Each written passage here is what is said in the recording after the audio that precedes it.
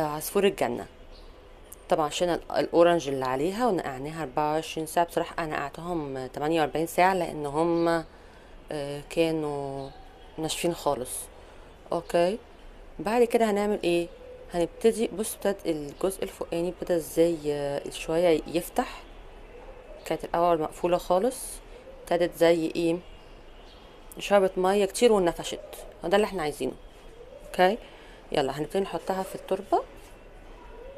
هبتدي اغرزها كده. احنا بنعمل كل مرة الاستنبات بتاعنا في علب صغيرة، عيون صغيرة زي بتاعة علبة البيض كده. انا مخرماها كويس، ودي تربة جيدة الصرف، يعني فيها بيتموس بيرلايت نص ونص، علشان ما متبقاش عندنا مشكلة في ان في مية كتير حوالين البذرة فتعفن. وهحط ادي كمان بذرة تانية.